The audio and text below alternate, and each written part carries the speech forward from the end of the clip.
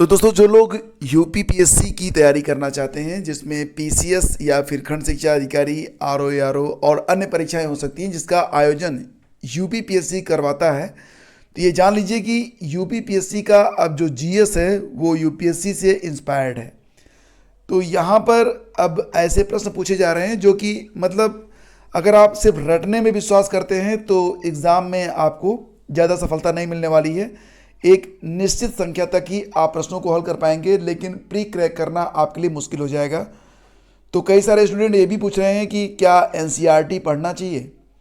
देखो, एनसीईआरटी पढ़ने से क्या होता है कि आपका जो बेसिक है वो बिल्कुल क्लियर हो जाता है। ठीक है, जिस भी विषय में आपको लगता हो कि आप कमज़ोर हैं, आपको लगता है कि ये जो सब्जेक्ट है ये हमारा बेस इसका थोड़ा सा वीक है, तो उसके लिए जो एनसीईआरटी बेस्ट होती है। अब यहाँ पर कुछ एनसीईआरटी ऐसी भी हैं जिनको तो आपको बार बार पढ़ते रहना चाहिए। कुछ एनसीईआरटी एक बार पढ़ लेना पर्याप्त होता है। जैसे मान लेते हैं कि अगर आप इतिहास में खुद को महसूस करते हैं कि इतिहास के लिए हमको थोड़ी सी और इम्प्रूवमेंट की आवश्यकता है, तो आप एनसीईआरटी को देख सकते हैं। ठीक है, और एनसीईआरटी कब से पढ़ा जाए, तो कक्षा 9 की जो एनसीईआरटी है 9, 10, 11, 12 वो देख सकते हैं आप। बेसिकली अगर हाई स्कूल की एनसीईआरटी आप देखते हैं तो आपका जो इतिहास है वो काफ़ी हद तक बिल्कुल क्लियर हो जाएगा। ठीक है, और परीक्षाओं में भी अब जो प्रश्न आ रहे हैं वो कंसेप्ट बेस ही आ रहे हैं, यानी कि ये देखा जाता है कि आपकी जो अंडरस्टैंडिंग है, जो कंसेप्ट है वो कितना क्लियर है। तो एनसीईआरटी आपकी काफ़ी हेल्प करता है। और आपको ये भी बताते हैं कि कुछ एनसीईआरटी ऐसी है जैसे कि अगर आप भूगोल पढ़ना चाहते हैं तो भूगोल के लिए बस 2 किताबें पर्याप्त होती हैं। कक्षा 11 की जो एनसीईआरटी है भौतिक भूगोल, उसको ले लीजिए और एक महेश बनवाल की किताब ले लीजिए। तो इसमें बस एनसीईआरटी ही आपके लिए पर्याप्त होती है। सामान्य विज्ञान की तैयारी भी आप एनसीईआरटी से कर सकते हैं। तो अब आप समझ गए होंगे कि एनसीईआरटी आपके लिए क्यों जरूरी है। अगर आपका बेस बिल्कुल क्लियर है तो फिर एनसीईआरटी मत पढ़िए, आप डायरेक्टली अपनी जो किताबें हैं, स्टैंडर्ड जो किताबें होती हैं उस पर आ जाइए।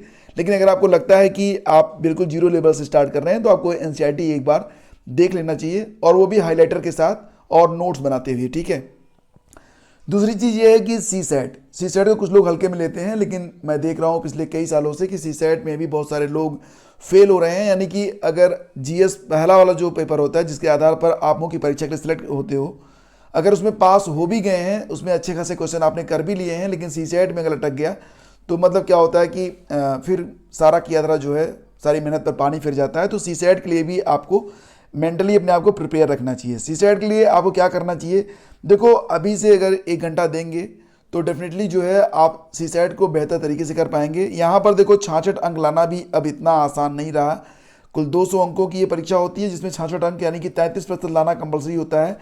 अगर 33% अंक नहीं आ रहे हैं तो फिर वही होता है कि आप प्री को क्वालिफाई नहीं कर पाएंगे, क्योंकि फिर जीएस का जो पहला पेपर होता है वो जांचा ही नहीं जाता है। तो इसके लिए तो ये होगा कि सिलेबस देख लीजिए और जो पहले साल के क्वेश्चन हैं यानी कि प्रीवियस ईयर जो क्वेश्चंस होते हैं उसको बार बार हल करते रहें। खासतौर से जो मैथ के सवाल होते हैं उसको भी आप लोग देखते रहें। अगर मैथ वीक है तो इसमें देखो आपके पास चॉइस होती है। ठीक है, आप सिलेबस को देख के आप खुद अंदाज़ा लगा सकते हो कि आप जैसे मान लेते हैं कि जो साइंस बैकग्राउंड के हैं तो उनको मैथ अच्छी लगती है, साइंस अच्छी लगती है, लेकिन जो आर्ट वाले हैं उनके लिए भी ऑप्शन है।